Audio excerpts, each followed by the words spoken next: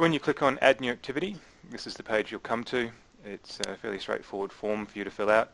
You can see here these areas are blank at the moment, and they populate depending on what activity type you choose.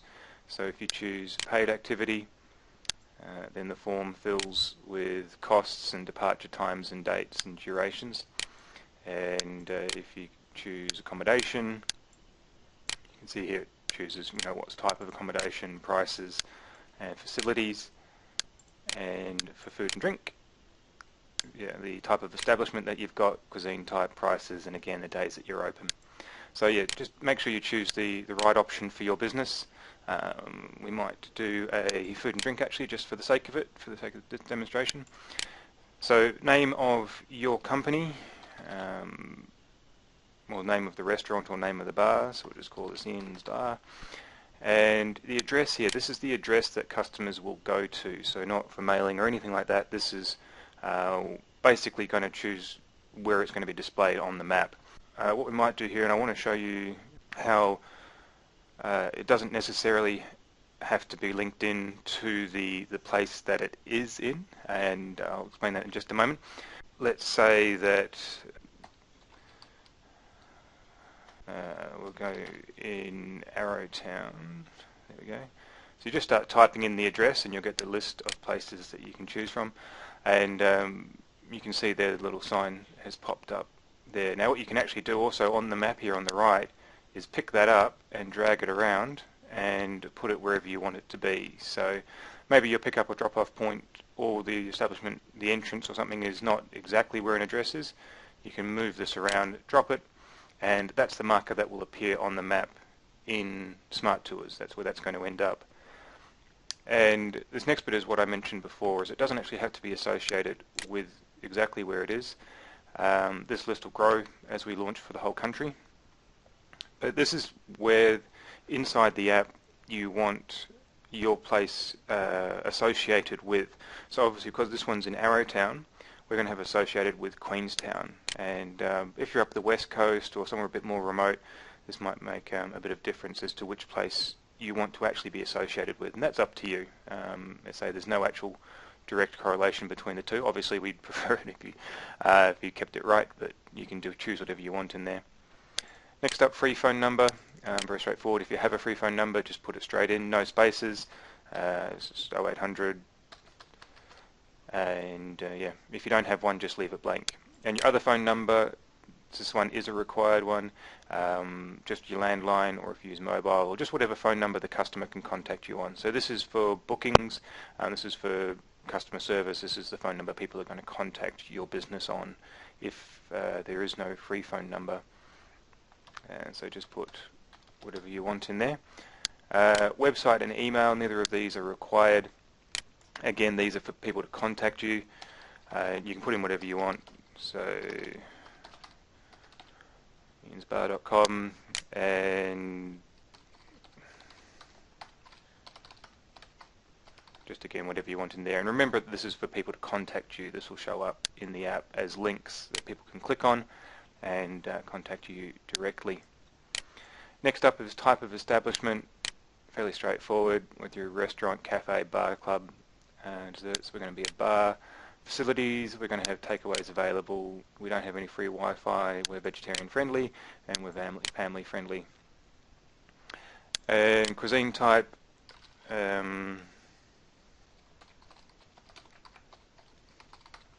whatever you want.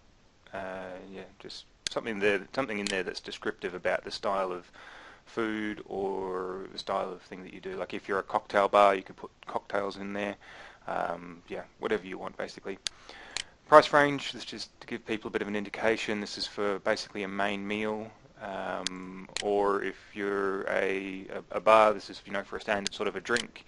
Obviously, might be a bit lower. Takeaways, basically whatever is the most common spent in your place of business. Days that you're open, 7 days a week. There's the most common options there.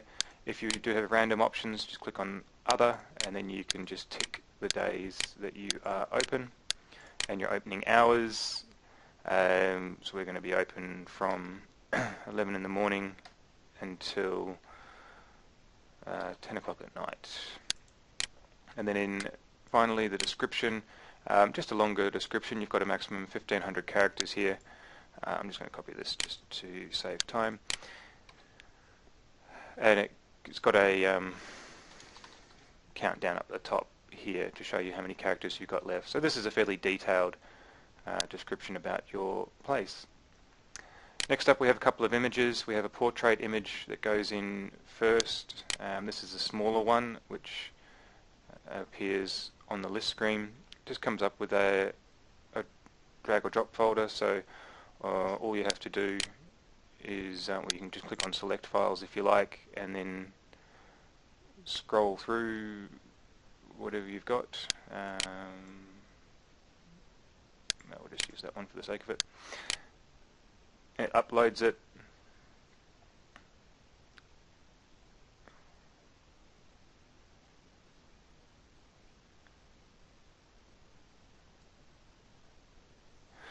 And then it should give you the option to use it.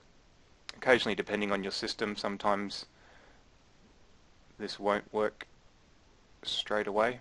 What you can do then is click on Media Library up the top here. So you can do it from your computer, from your Media Library, and whatever you put in last will show up here. So that's the one that we were using. Click on Show over here. You can edit it, you can change its title, and then you just go to use this image. And that shows up in here. And as I said, this is a portrait, so this size is locked, but you can make it smaller or larger, but the ratio is locked, and position it wherever you want. So we'll use that as our image. And then we have a landscape image, and this is for the detailed page. And again, you can drag and drop the file in if you wish, or so I'll show you what that one looks like as well. So you can just drag and drop a file in, and again that uploads it.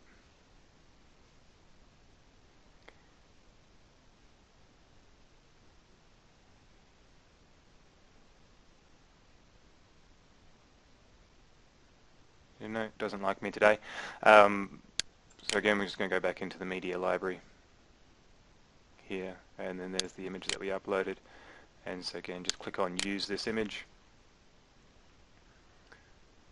It comes up down there, and again, same sort of idea. We can just choose the area that we want to display. And down here is any extra information you think we should know. This doesn't appear in the app. It just might be something that you think that we need to know about your business, and you can put that in there. And then just click on Submit. So very straightforward, really. And as soon as you've done all that, that submits it into the system. And what's done now is, you can see Ian's bar, is that it's pending over here. And it needs to be approved by myself or one of my team. So we'll go through and we'll just review them, make sure everything's right, it's in the right sort of place associated with things. If we have any questions, we'll contact you directly, and then we'll make this approved, and then it will appear in the app. And this is now what you've actually got here is the View Edit Activity screen. So if you click on this, you'll end up on this screen. And we'll come back and look at that again in the next video.